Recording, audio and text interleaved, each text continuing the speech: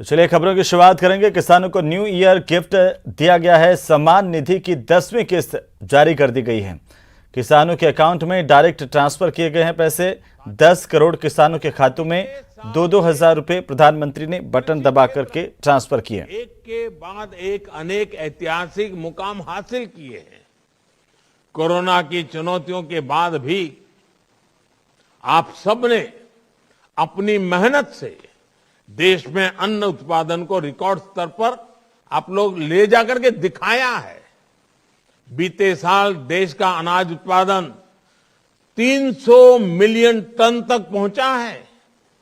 Horticulture, floriculture, बागवानी, फल फूल की खेती में अब उत्पादन 330 मिलियन टन से भी ऊपर पहुंच गया है।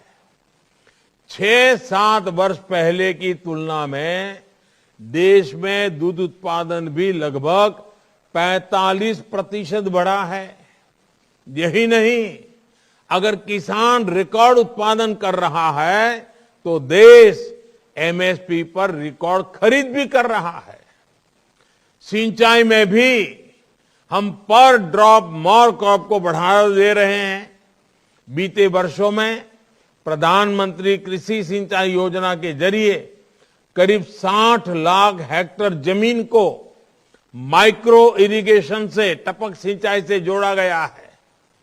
प्राकृतिक आपदा में किसानों को जो नुकसान होता था, जो दिक्कत होती थी, उसे कम करने का भी हमने प्रयास किया है। प्रधानमंत्री फसल बीमा योजना से किसानों को मिलने वाला मुआवजा 1 लाख करोड़ से भी ऊपर पहुंच गया है। ये आंकड़ा बहुत महत्वपूर्ण है। देश भर के किसानों ने करीब 21,000 करोड़ रुपए ही प्रीमियम के तौर पर दिए, लेकिन उन्हें मुआवजे के तौर पर 1 लाख करोड़ रुपए से ज्यादा मिले। भाइयों और बहनों, फसलों के अवशेष हो, पराली हो, ऐसी हर चीज से भी किसान को पैसा मिले, इसके लिए प्रयास तेज किए हैं। कृषि अवशेषों से बायोफ्यूल बनाने के लिए देश भर में सैकड़ों नए यूनिट्स लगाई जा रही हैं। 7 साल पहले जहां देश में हर साल 40 करोड़ लीटर से भी कम इथेनॉल का उत्पादन होता था, वो आज 340 करोड़ लीटर से भी अधिक हो चुका है। साथियों, आज देश भर में गोवर्धन योजना चल रही है। इसके माध्यम से गांवों में गोबर से बायोगैस बनाने के लिए प्रोत्साहन दिया जा रहा है। बायोगैस का उपयोग बढ़े, इसके लिए भी देश भर में प्लांट लगाए जा रहे हैं। इन प्लांट से हर साल लाखों टन उत्तम ऑर्गेनिक खाद भी निकलेगी, जो किसानों को कम दाम पर उपलब्ध रहेगी। जब गोबर का भी पैसा मिलेगा तो ऐसे पशु भी बोझ नहीं लगेंगे जो दूध नहीं देते या जिन्होंने दूध देना बंद कर दिया है। सब देश काम आए, कोई बेसहारा ना रहे, ये भी तो आत्मनिर्भरता ही है। साथियों, पशुओं का घर पर ही इलाज हो, घर पर ही कृत्रिम गर्भाधान की व्यवस्था हो।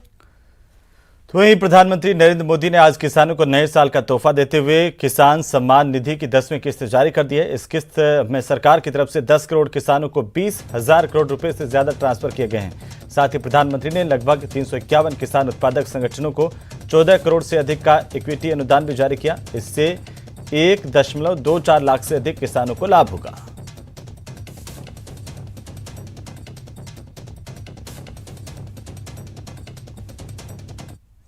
तो प्रधानमंत्री मोदी ने इस दौरान भरतपुर के 21 मधुमक्खी पालकों के साथ ऑनलाइन संवाद किया। किसानों ने प्रधानमंत्री मोदी के साथ अपने अनुभवों को साझा किया।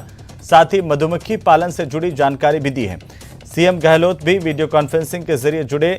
आपको बता दें कि भरतपुर में उत्पादन होने वाला शहद करीब 12 देशों में सप्लाई होता है।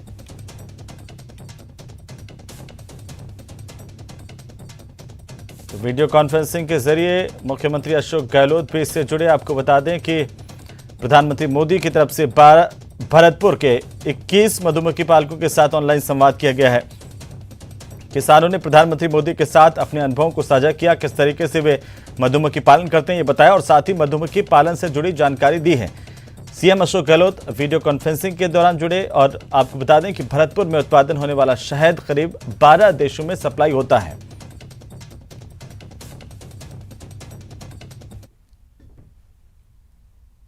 वहीं नए साल पर शिक्षा विभाग की ओर से नई सौगात मिली है। राजस्थान प्राथमिक और उच्च प्राथमिक विद्यालय अध्यापक सीधी भर्ती शुरू कर दी गई है।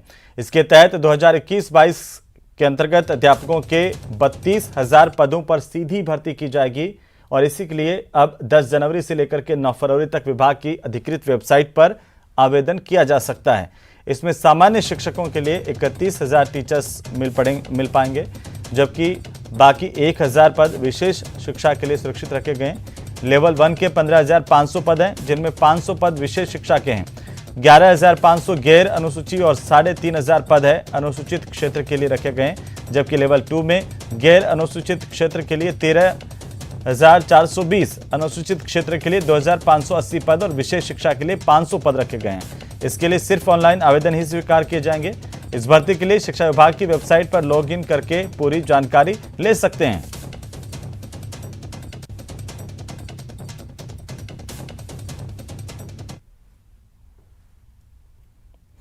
तो वहीं कोटा में टोल प्लाजा पर एक हेड कांस्टेबल की हरकत सीसीटीवी में कैद हुई है। आरोप है कि हेड कांस्टेबल विक्रम शर्मा ने टोल मैनेजर के साथ मारपीट की और थाने ले जाकर के उसके कपड़े फाड़ दिए। पीड़ित टोल मैनेजर के मुताबिक वाहन चालक के साथ एक विवाद के मामले में हेड कांस्टेबल पूछताछ करने के लिए यहां पर आया था, लेकिन विक्रम शर्मा ने उनकी बात को सुना नहीं और आते ही मारपीट धक्का मुक्की करने लगा और फिर कार में बिठाकर थाने ले गया। और इतना ही नहीं, थाने में ले जाकर के हेड कांस्टेबल ने उसे बेइज्जत किया, उसके कपड़े फाड़े। फिलहाल आरकेपुरम थाना पुलिस मामले की जांच कर रही है। सीसीटीवी फुटेज आप देखिए कि किस तरीके से पुलिस आरोपों के घेरे में है। टोल मैनेजर से मारपीट का मामला सामने आया है और उसी की सीसीटीवी तस्वीरें सामने आई हैं। एक गाड़ी वाले से हमारे टोल कर्मचारियों का विवाद हो गया था, जिसको मैंने आकर सुलझा भी दिया था। फिर मैंने आरकेपुरम थाने को सूचना दी, तो वहाँ से विक्रम शर्मा नाम का एक हेड कांस्टेबल है जो कि चेतक गाड़ी में आया और आते ही उसने बिना पूछे, बिना मेरे से कोई बातचीत किए उसने मेरे को ज़बरदस्ती मेरे से मारपीट की। ज़बरदस्ती गाड़ी में खींच के गाड़ी में बिठा लिया और गाड़ी में बिठाकर मेरे साथ मारपीट की, गाली गलौज की। उसके बाद थाने में ले जाकर मेरे कपड़े फाड़